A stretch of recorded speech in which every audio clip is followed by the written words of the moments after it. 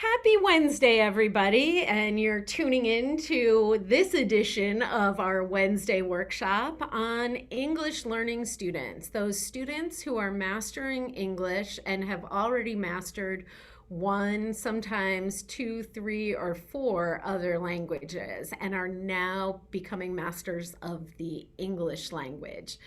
And so we're just going to talk briefly about how funding supports students who are learning English and what more there is for us to explore in this brief introduction. So, Jen, where does the funding for English learners currently stand in Connecticut? That is a great question. So, funding for English learners is a weight that's part of the education cost sharing formula known as the ECS. In 2017, the weight was set at 15% for English learners. And just this last legislative session, 2021, the weight was increased to 25%. But there is a lot of information that we still do not know and we need to get. So Erika, do you want to talk about that? Yeah, I can't help but smile thinking, like the 15% weight was a great place to start and growing that to 25%.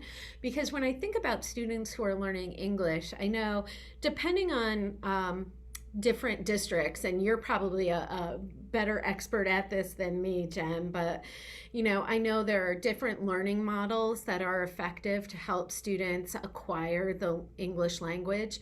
I know some of that is, technology based, some of that is teacher and tutor based. So there are materials that districts and schools need to acquire.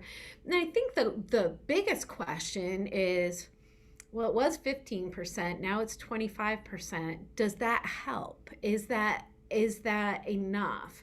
And I think right there is the what we need to know.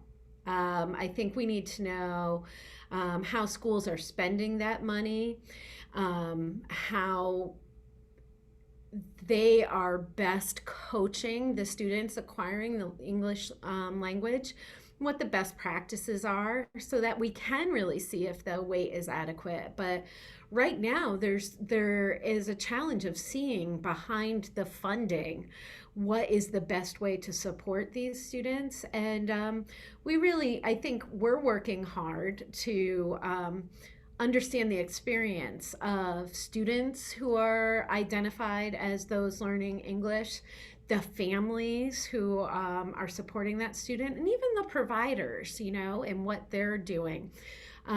So I know we have our English learner survey on our website. Do you want to just touch on that?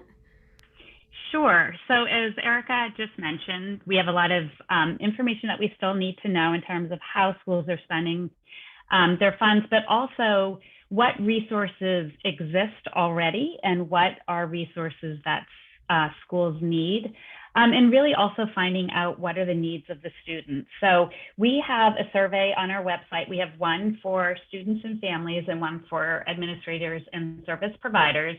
And we're really looking to just learn about students and providers' experiences and what do they have in their schools. What are they missing? What are the challenges? What are the strengths of the students? So we're really trying to collect a more holistic understanding of the experiences of these learners. Great.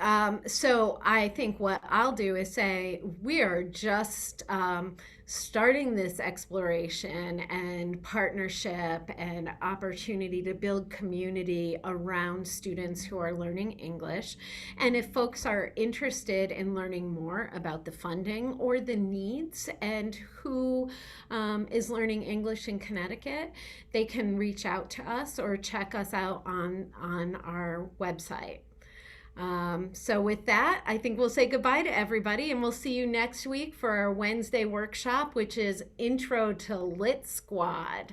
And the Lit Squad is going to be our multimedia club, not just a book club, but you can join us here for that. So we'll see everybody next Wednesday. Take care. Bye, everyone.